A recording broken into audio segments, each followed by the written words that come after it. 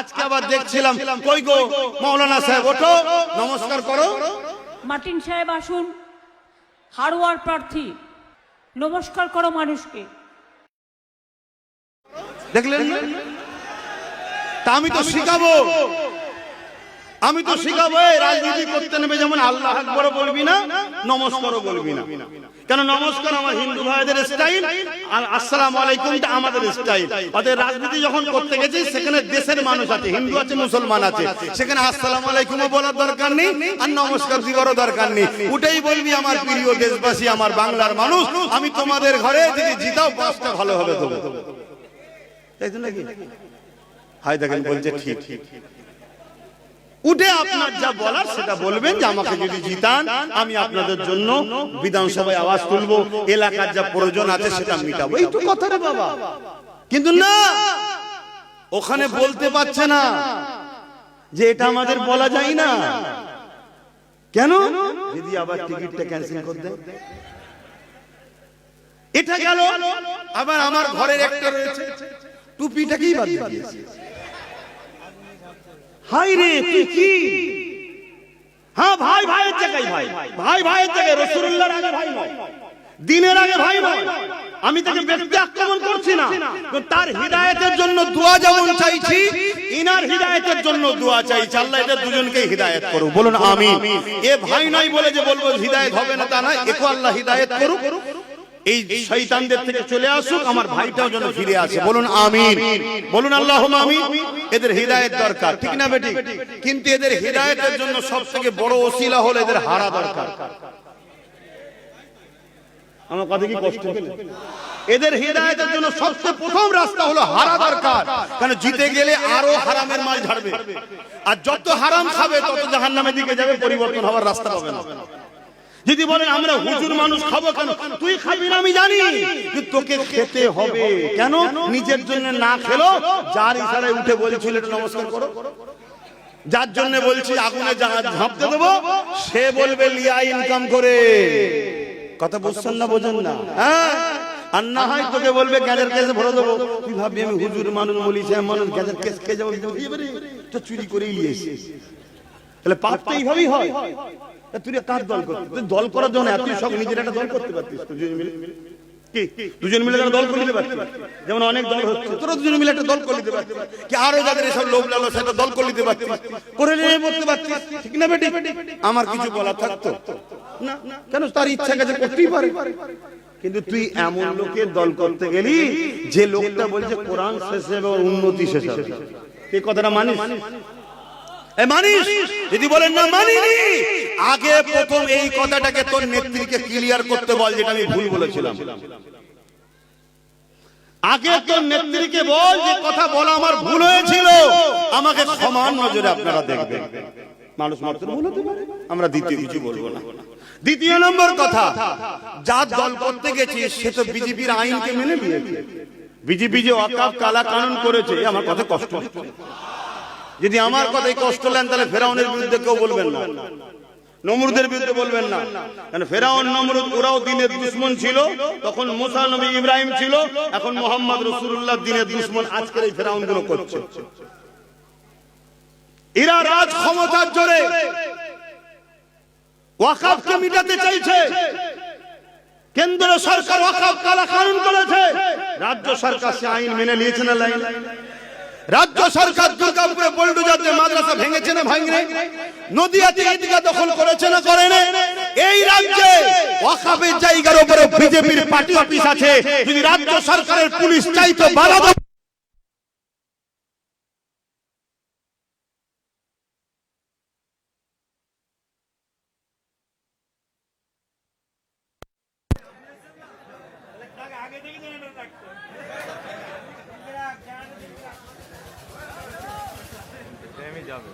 আমার উপরে কারো রাগ হচ্ছে? রাগ হলে আমার উপরে রাগ দেখিয়ে লাভ নাই। তুমি যদি তোমার দাদা দিদির দলকে ভালোবাসো আর তার বিরুদ্ধে বললে যদি তোমার রাগ হয়, তাহলে আমি আমার কোরআনকে ভালোবাসি, আমার কোরআনের বিরুদ্ধে যে বলবে তার উপরে রাগ হবে।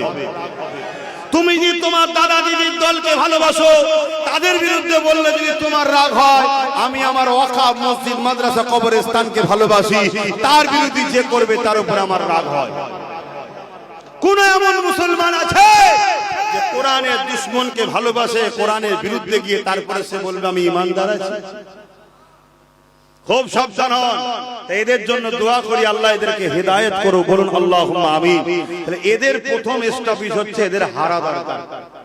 তাই যদি এদেরকে কেউ ভালোবাসেন, এদের চাহানেওয়ালা আলেম উলামা মাননেওয়ালাও যদি কেউ আমার কথা শুনে থাকেন, যদি বাঁচতে চান সর্বপ্রথম এদেরকে হারান, না হয় আগামী দিন এদের দ্বারা, যেমন এক মাওলানার দ্বারা মদের বিলে সই করিয়েছে, জানেন তো নাকি?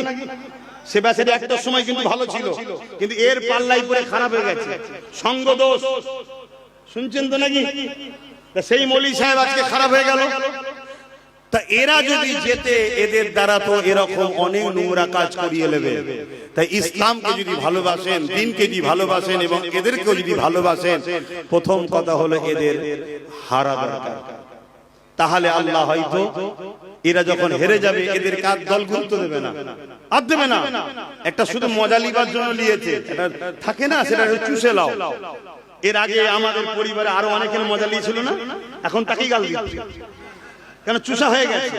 এখন এদের থেকে একটু নিতে চাইছে, যখন দেখবেন হেরে গেছে বলবে হ্যাঁ এইসব ভেড়াগুলোকে কি করতে নিয়েছিলি, বাদে বাদে বাদে বাদে, তখন এই বেচারিগুলো আবার সেই বাবারা বাবারা করতে করতে চলে আসবে আমাদের মঞ্চে। তাহলে এদের হারা দরকার আছে না? তাহলে আমি কেন দুশমন? এক কথা বলছি, আমি তাদের ভালো চাইছি। হাই দেখেন, ভালো যুগ নেই না, ভালো কথা বলতে নেই। আরে ওসব নাচ গানের কথা ছাড়ো না, কথা করে ফেলেছে, কি করা যাবে? সব মলি সাহেব মানুষের ডিপে ঢোকে, ওসব কথা বাদ দাও, হয়ে গেছে, কি করা যাবে? ওর থেকেও ভয়ানক ভয়ানক কাজ হয়ে যাবে। আল্লাহ হিফাজত করুন, বলুন আল্লাহুম্মা আমিন। তো যাই হোক, সময় তো কম, একটু সালাম দিয়ে এসআইআর নিয়ে একটা কথা বলবো। কেন এসআইআর মানুষ টেনশনে আছে, তাই তো নাকি? একটা কথা বলবো, একটু সালাম দেন। ইয়া নবী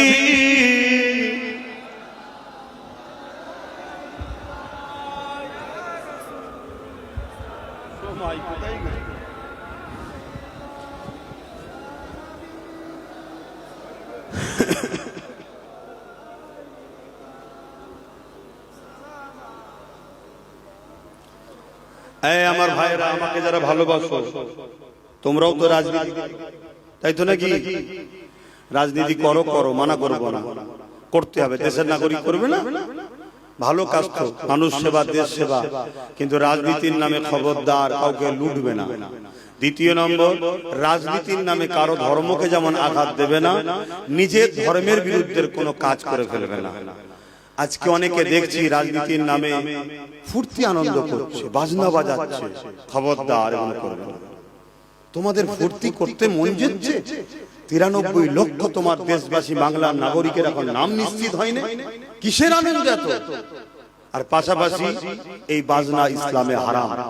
আল্লাহ রাসূল বলেছে, একটা সময় মানুষের চেহারাকে শূকরের ন্যায়, বানরের ন্যায় বানিয়ে দেবে। কারণ কি?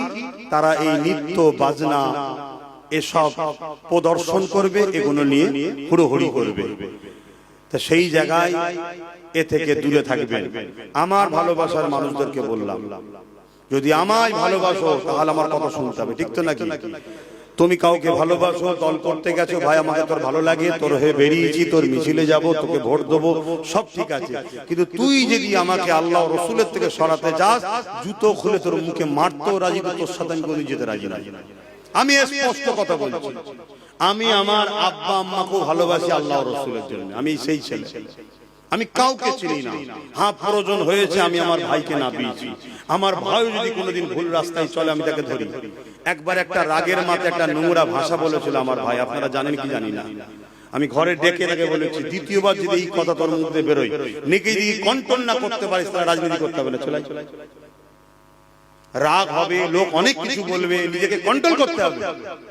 বললো না, ওই মায়ের কান্নাটা দেখে আমি সহ্য করতে পারিনি। এক মায়ের কান্না দেখে যদি সহ্য না করতে পারি, আগামী দিন লাখো মায়ের কান্না বাঁচাবি কি করে? তাকে আমি বড় ভাই হিসেবে বুঝিয়েছি। হ্যাঁ, কিছু এআই ছবি করা যায়, সেসব ছবি করে আমার ভাইয়ের বিরুদ্ধে প্রচার করছে, আমার বিরুদ্ধে প্রচার করছে। যেমন আমার একটা ছবি দিয়েছে বিজেপির 3টে নেতা, দুটো লম্বা একটা বেটে, লম্বা দুটোকে পাশে রেখেছে আর বেটেটার মাথা কেটে আমার মাথা বসিয়ে দিয়েছে। খুব জোর আল্লাহ বাঁচিয়ে দিয়েছে। আল্লাহ যদি লম্বা কারো মাথায় দিত তাহলে প্রমাণ করতে একটু সমস্যা হতো। আমি তো লম্বা মানুষ, বেটের মাথায় দিয়ে দিয়েছে বলে চট করে প্রমাণ হয়ে গেছে যে এটা ফেক। খোদা কিভাবে বাঁচাচ্ছে দেখছে। তো এইরকম দ্বারা অনেক কিছু এআই করা যায়। 30 সেকেন্ডের বক্তব্য আমার ছেড়েছে, এগুলো আলাদা জিনিস ভাই। কিন্তু হ্যাঁ, যদি অন্যের দেখা দেখি কেউ এই রাজনীতির নামে অন্য কোন ধর্মকে আঘাত দাও বা অন্য কোন ধর্মের উৎসবকে নিজের কালচারের মধ্যে নিয়ে আসো, আমার ভালোবাসার মানুষদের বলবে এটা অন্যায় হচ্ছে, এটা ড্রামা, নাটক। নাটক করা উচিত নয়, মানুষের সঙ্গে ধোঁকা দিও না। তোমার কোনো কিছু নাই, তুমি মন্দিরে চলে গেলে, তুমি মন্দিরে কেন গেলে? তুমি কখনো গেছো না? তাহলে ভোটের সময় গেলে কেন? না, হিন্দু ভাইরা যদি এইটা মনে করে আমায় ভোট দেয়, তাহলে হিন্দু ভাইদের ধোঁকা দিলে তুমি কি ভোট লিবার জন্য তার কাছে গেছো? ঠিক তেমনই কোন মুসলমান অমুসলিম যদি মসজিদে চলে আসে, ভাই কোনোদিন এসেছো না? এসেনি। আসলে কেন? না, মুসলমানরা যদি ভোটটা দেয় তাহলে তুমি আমার মুসলিম ভাইকে মসজিদ দেখিয়ে বোকা বানাচ্ছ। এই নাটকটা করা উচিত না। তোমার ধর্ম, তোমার উৎসব তোমার কাছে, আমি দেশ সেবা করতে নেমেছি ভাই, আমাকে যদি সুযোগ দাও আমি তোমাদের জন্য বিধানসভায় লড়বো। যেমন আমাদের চেয়ারম্যান নওশাদ সিদ্দিকী, সে 5টা বছর ভাঙড়ের মানুষের জন্য, বাকি 15টা কি বলে 11টা বছর জানা হয়েছে, এই 4 বছরে তার 10 গুণ বেশি ভাঙড়ে হয়েছে। 100 কোটি টাকার উপরে খরচ হয়েছে বলছে, শুনছেন তো নাকি? তো বাকি 10 বছর হয়নি কেন? কথা মাথায় ঢুকছে? তো এরকম যদি কেউ ভালো কাজ করতে চায় করো, অসুবিধে নেই, ইসলামের নিষেধ নাই। কিন্তু রাজনীতির নামে জানো খবরদার এমন কোন কাজ না হয় যেটা অন্য ধর্মের উপরে আঘাত দিয়ে ফেললেন বা নিজেরও ধর্ম বিরোধী কোনো কাজ করে ফেললেন, এমন কাজে জড়াবেন না। এটা এই বলা শিখাবার রাইট আমার আছে না? না, এটা আছে বাপ, তাই আমি শিখাচ্ছি। হে নবী সালাম, ইয়া রাসূল সালাম, ইয়া হাবিব সালাম, সালাওয়াতুল্লাহ পড়িল আল্লাহ আরবানি, পোহালো দুঃখে রজনী, হইল জগৎ অনুরানী, আমিনা নয়নের মনি, ইয়া নবী সালাম, ইয়া রাসূল সালাম, ইয়া হাবিব সালাম, সালাওয়াতুল্লাহ। ছোট্ট করে একটু এক লাইনে একটু এসআইআর একটা কথা বলবো, দোয়া করে দেবো। সকলে বসে, তাড়াতাড়ি বসে, নামাজ পড়বে না?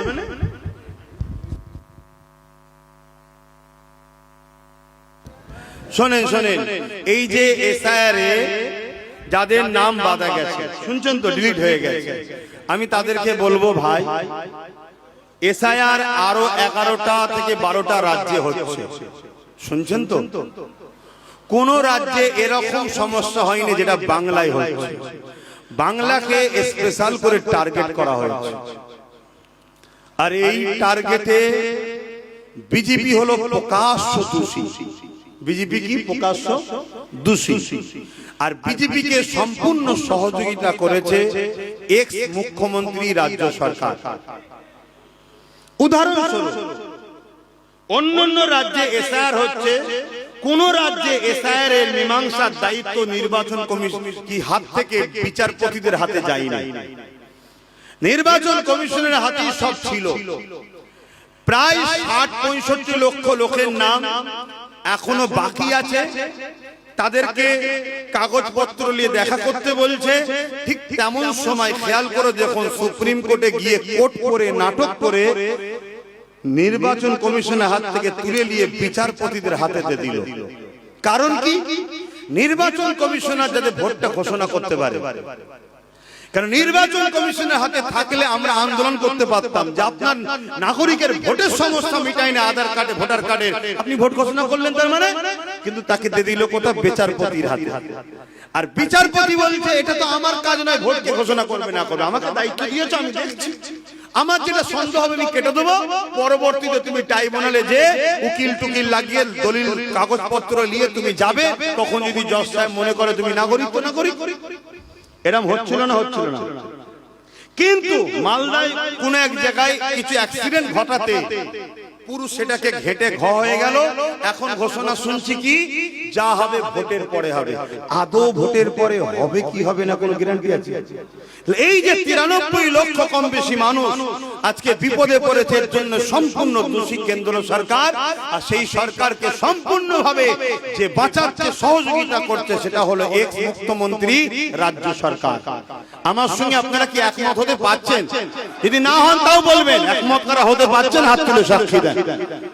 বাস এই যে মানুষকে ফাঁসানো হলো, যে মানুষকে ফাঁসায় সে জালিম না জালিম নয়। দ্বিতীয় নম্বর চলে আসেন ওয়াকফ অর্থাৎ ইসলাম ধর্মের ধর্মীয় সম্পদ মসজিদ মাদ্রাসা কবরস্থান ঈদগাহ খানকা, এটাকে কেউ যদি জুলুম করে ধ্বংস করে দিতে যায় সে জালিম না জালিম নয়। কেন্দ্র সরকারি ওয়াকফকে মিটাতে চাইছে না চাই না, রাজ্য সরকার সাথ দিয়েছে না দেয়নি? জোরে বলো। তাহলে এরা দুজনই ওয়াকফের বন্ধু না দুশমন? জোরে বলো।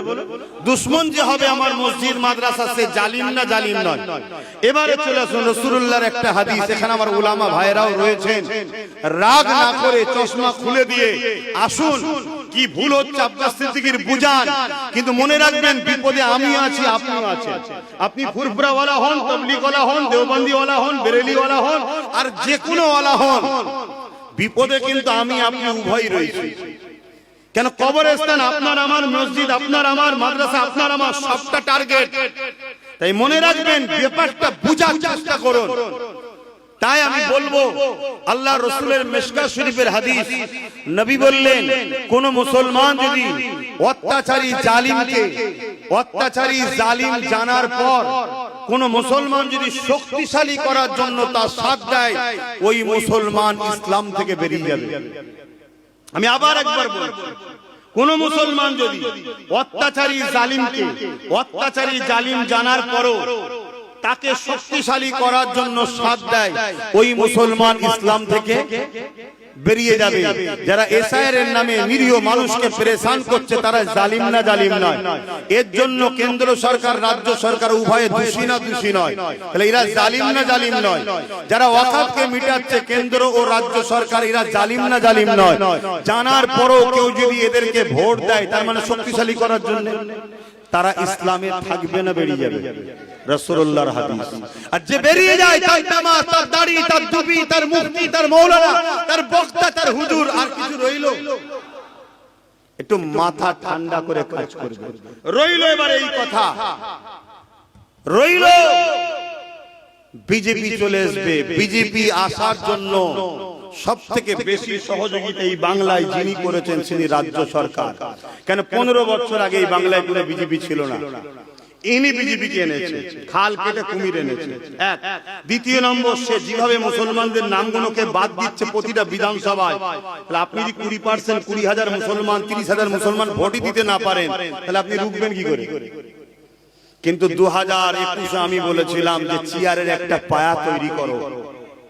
আজকে যদি এই সরকারকে তুমি 2011 200 ইকুইভ্যালেন্ট 150টা কি 140টা দিতে, আর আমাদেরকে যদি 40, 50, 60, 70টা দিতে, কম বেশি যারা ছিলাম আমরা, তাহলে একসাথে সরকার হতো না হতো না? তাহলে এই সরকার কি এই জুলুম করতে পারত? অতএব বোঝো এখনো সময় আছে, এখনো সময় আছে। হাড়ুয়া হোক, বাদুরিয়া হোক, দেগঙ্গা হোক, বসিরার উত্তর হোক, ভাঙর হোক, মিনাকা হোক, ক্যানিং পশ্চিম হোক, ক্যানিং পূর্ব হোক, এই যে গুণ ভাব আমডাঙ্গা হোক, অশোকনগর হোক, এসব জায়গায় একদম বুঝতেই তো পাচ্ছেন আবহাওয়া সব উল্টো চলছে। তাহলে এই জায়গায় আপনারা যারা এদিক ওদিক আছেন, আমি বলবো এদিক ওদিক না করে কমসে কম ভাবেন যদি আমাদের হাতে 15-20টা থাকে তাহলে লড়াই করার একটা জায়গা থাকবে। একটা ছেলে যদি এতটা লড়াই করতে পারে, তো এইটা একটু মাথায় রাখার জন্য আপনাদেরকে বলার অধিকার আছে না? একটু অধিকার বলে গেলাম। বাকি দুটো বিষয় বললাম, সেটা হলো এসআইআর দুশমন, এসআইআর করে যে মানুষকে শেষ করছে যারা, আর যারা ওয়াকফকে মিটাচ্ছে, জালিমকে ভোট দিলে, জালিমকে শক্তিশালী করলে আল্লাহ রসুল বলছে ইসলাম থেকে বেরিয়ে যাবে, একটু মনে রাখবেন। তাই আপনি হয়তো কাউকে ভালোবাসেন, আজকে সে কিছু ভুল করে ফেলছে, আপনি ভালোবাসার ঝুঁকে পড়ে তার পক্ষে দাঁড়িয়ে সোশ্যাল মিডিয়ায় কথা বলছে, আপনি আপনার ভালোবাসাকে আরো পাকে পুঁতছেন। আমাকে যদি সত্যি কেউ ভালোবাসে, আমার যদি ভুল হয়, সে আমার হয়ে হাওয়া যদি দেয়, তাহলে জানবেন সে আমার দুশমন। আর সে যদি আমার সত্যি ভালোবাসে, সে আমায় বুঝাবে যেটা আপনি ভুল বলছেন, তাহলে জানবেন সে আমার উপকার করলো। তাহলে আজকে যেভাবে আমার ওয়াকফ, আমার মুসলিম সম্প্রদায়কে বিশেষ করে টার্গেট করা হয়েছে, পাশাপাশি এসসি এসটি ভাইয়েরাও বিপদে, হিন্দু সমাজের বড় একটা অংশ গরিব মানুষ বিপদে, সবটাকে খেয়াল করেই আমাদের চলতে হবে। যদি অনেকে বলছে, যদি আমাদের সঙ্গে আপনাদের মনে হয় যে সাথ দিতে অসুবিধা হবে, তাহলে আমি বলবো বিগত দিন যাদের সাথ দিয়েছিলেন তারা আপনাদের জন্য কি করলো বলে, কি করেছে বলে। সেই জায়গায় আমরা তো বেশি কিছু বলছি না, আমরা শুধু ডিফেন্স করার মতো একটা শক্তি আমাদেরকে দেন, একটা ডিফেন্স করার মতো শক্তি নিজেদের হাতে একটা রাখেন, এটা দরকার আছে না নাই? কেন? বাই চান্স যেমন আজ ঠকালো, এসআইআর হতে দেবো না, আমার লাশের উপর দিয়ে হবে, হইয়ে দিল। ওয়াকফ আমাদের ব্যাপার নয়, দিল্লি চলে যাও আন্দোলন করো, বলেছে তো নাকি? তাহলে আপনাদের তো দিন এসছে, বলবেন তো দিল্লি চলে যাও, বলবেন না? সেই জায়গায় এই যে ফাঁসিয়ে দিল, আজকে বলছে নাকি এনআরসিতে কাউকে ক্যাম্পে যেতে দেবো না, তো এ যা না বলে সব হ্যাঁ হয়। তাহলে কালকে আপনার হয়ে লড়বে কে? যদি সেই জায়গায় যদি আপনার পাশে নবী বংশের আওলাদ, দাদা পীরের আওলাদ, নওশাদ ও তার সাথে 15-20টা যদি থাকে, লড়াই করার একটু হলেও তো লোক পাবেন নাকি? একটু মাথায় রাখবেন। এটুকু বললাম, কি খারাপ দিলেন? যে আমি আমার বাপ, আমার মা, আমার ভাই, আমার বোনকে তো বুঝাবো নাকি যে খবরদার রাজনীতি করতে গিয়ে যেন ঈমান হারানা হয়ে যায়। কেন এমন লোককে সাথ দেবেন না যে আপনার দ্বীনের ক্ষতি করছে। হ্যাঁ, আমার কাছে দুটো অপশন এসছে, একটা মুসলমান, একটা হিন্দু। মুসলমান সূরাতে কিন্তু দ্বীনের দুশমনের সঙ্গে হাত মিলিয়েছে, অমুসলিম কিন্তু দ্বীনের দুশমন নয়, আমাদেরই লোকের সাথে হাত মিলিয়েছে। আমার কাছে এ অমুসলিম কোন জাত দেখবো না, এ আমার মসজিদের যদি উপকার নাও করে, ক্ষতি যখন করেন, এর সাথ আমি দেবো। ও মুসলিম সেরে মসজিদের যখন ক্ষতি করছে, ওর সাথ আমি দিতে পারবো না। কথা কিছু মাথায় ঢুকছে? কারণ রাজনীতি আমি চাই না আমার মসজিদ নেতারা করে দিক, আমার মাদ্রাসা নেতারা করে দিক, ওর জন্য আমরা আছি না নাই। কিন্তু আমি এটা চাই আমার মসজিদ মাদ্রাসার ক্ষতি যেন করো না। তাই তো নাকি? তুমি রাজনীতি করছো, রাজনীতি করবে যাও, মানুষের রুজি রুটি শিক্ষা স্বাস্থ্যের কথা ভাবো, আমার মসজিদের তোমাকে ভাবতে হবে না, বিরোধীও করতে হবে না। কিন্তু তুমি তো ভাবলে না, উপরন্ত নিউ টাউনে আমার জায়গায় আমি মসজিদ করছি, তুমি করতে দিলে না এখনো, আর তুমি রাজকোষের টাকা দিয়ে সেখানে ধর্মস্থান তৈরি করছো। এটা কি তুমি ঠিক করছো? তাহলে বলো, তাহলে আজকে আমাদেরকে কোণঠাসা করা হচ্ছে কোন পাওয়ারে? রাজ পাওয়ারে। তাহলে আমাদেরও রাজ পাওয়ার হাতের দরকার আছে না নাই? আমি হুজুর করিনি, ইমাম করেনি, মুফতি মৌলানা করেনি, কিন্তু আমরা তো ডিরেকশন দেব। এই যুব সমাজ না, আমি পিছনে আছি না, না, যেমন দরগারিপুরি হুজুর তোমার দেগঙ্গা থেকে দাঁড়িয়েছিল, দাদা হুজুরের খলিফা ছিলেন, কথা বুঝে আসছে? দরগাপুরি হুজুর দাঁড়িয়েছিলেন, দাদা হুজুরের খলিফা সম্ভবত নাকি ছিলেন। হ্যাঁ, তিনাকে দাদা হুজুর বাবা মুরিদদের ঘরে বলেছিলেন, বাবা একটু খেয়াল করো। এই তো কথা, দাদা হুজুর করেননি, কিন্তু তার তো খলিফা দাঁড়িয়েছে। তা আমি করবো না, আমার যুব সমাজ দাঁড়াবে। কথা বুঝে আসছে? আমার ভাইকে ডাইরেক্ট দিয়ে দিয়েছি, যা তুই যা। কেন? আমি একটা অন্য জগতে চলে গেছি, তুই যা। কথা বুঝে আসছে না নাই? মনে রাখবেন, আমাদের হাতে যার উপরে পাকড় থাকবে, যাকে আমরা ধরতে পারবো, যদি কোনো উপকার হয়, কোনো অসুবিধা হয়, তার দ্বারা আমি তো করিয়ে দিতে পারবো। ঠিক তো নাকি? আজকে কোনো লোক বিপদে পড়ে গেলে আমার কাছে আসলে, নওশাদকে যদি নাও পাই, আমি সঙ্গে সঙ্গে ফোন করে বলি, এই সমস্যাটা হয়েছিল, দেখে দিবি তো? ও সঙ্গে সঙ্গে দেখে দেয়। তাহলে এইগুলো আপনারা বুঝবেন। আপনাদের এলাকায়, আশপাশে, এটা কি এলাকা? হাড়ুয়া? দেগঙ্গা, এই যে দেগঙ্গা, হাড়ুয়া, বসিরহাট, উত্তর এইসব এলাকায় যদি আমার ভালোবাসার মানুষ যারা, যাদের উপর আমার কথা চলবে, তাহলে কিছু হলে আমি তাকে তো বলে করে দিতে পারবো, এখনো মাথায় রাখবেন। তো যাক, আগামী দিন হয়তো এই নাগরিকত্ব পেতে গেলে কি লড়াই হবে না হবে, সেই লড়াই তো করতে হবে। কেন 93 লক্ষ লোক তো চারটিখানি ব্যাপার নয়। আমি আগেও ছিলাম, আজও আছি, লড়াই যত বড় হোক করতে হবে। কিন্তু মনে করি প্রশাসন আমাদের সামনে বাধা হয়ে দাঁড়াবে, তাই তো নাকি? তো প্রশাসন যাদের কথা শুনবে, সেরকম কিছু লোক যদি আমাদের হাতে থাকে, তাহলে লড়াইটা একটু জোর হবে। এটা ভাবার যদি হয় ভাববেন, না ভাবার আমি কি করতে পারি। সংক্ষেপ সময় অনেক কিছু বললাম, আবার একবার বলি, যাদেরকে আমরা ভালোবাসি তারা ভুল পথে চলে যাচ্ছে, আল্লাহ তাদেরকে হেদায়েত করুক, বলুন আল্লাহুম্মা আমিন। তাদেরকে যদি ফিরাতে চাই, সবচেয়ে বড় বিষয় হারা দরকার। আল্লাহুম্মা আমিন।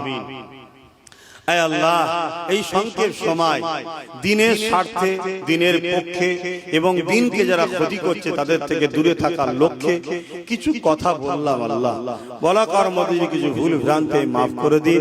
আল্লাহ রহমতকে সওয়াব দেন, আমার নূর নবীদের সওয়াবখানা পৌঁছে দেন।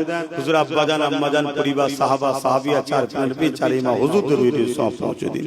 আল্লাহ আমার সুলতানে হিন্দ গরিবে নওয়াজুল হককে সওয়াব পৌঁছে দিন। আমার দেশের যত আল্লাহর ওলি মাহবুব বান্দা বান্দি প্রত্যেকের রুহির সওয়াব পৌঁছে দিন।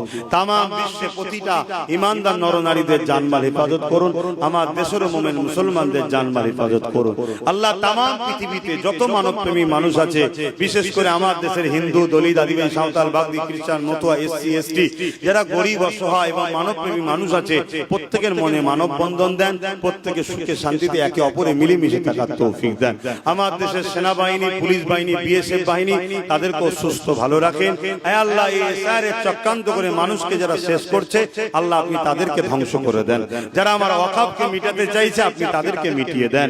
আয় আল্লাহ, আমার ভাই নওশাদকে আপনি কামিয়াবি দেন, তার সাথীদেরকে কামিয়াবি দেন। আয় আল্লাহ, রহমত করে দয়া করে আমাদের ওয়াকফকে আপনি হেফাজত করেন। মসজিদ, মাদ্রাসা, কবরস্থান, ঈদগাহ, খানকাকে হেফাজত করেন। আল্লাহ, কোরআনের জন্য, দ্বীনের জন্য, হকের জন্য আমাদেরকে কথা বলার তৌফিক দেন। আয় আল্লাহ, দয়া করে, রহমত করে, মেহেরবানি করে, আয় আল্লাহ, আমার দাদা বেশ সিলসিলার আলেম উলামা, পীরের আওলাদ যারা আছে, সবাইকে মিলেমিশে থাকার তৌফিক দেন। যারা ভুল ভ্রান্তি, খারাপ রাস্তায় চলে যাচ্ছে, আল্লাহ তাদেরকে হেদায়েত দান। আয় আল্লাহ, লোভ লালসা থেকে ফিরিয়ে আনেন। আয় আল্লাহ, খাস করে আমার ভাইকে খারাপ রাস্তা থেকে, ভুল রাস্তা থেকে দূরে থাকার তৌফিক দেবেন। লোভ লালসা থেকে দূরে থাকার তৌফিক দেবেন। আয় আল্লাহ, নওশাদকে আপনি মানুষের জন্য, দেশের জন্য আল্লাহ সেবা করার রাস্তা খুলে দেন। আল্লাহ, রহমত করে ভাঙড় থেকে আবার জিতাবেন। আল্লাহ, এই আশপাশে যারা তার সাথীরা আছে, তাদেরকেও কামিয়াবি দান করবেন। আল্লাহ, আল্লাহ, আমার নলেজ সিটিকে আপনি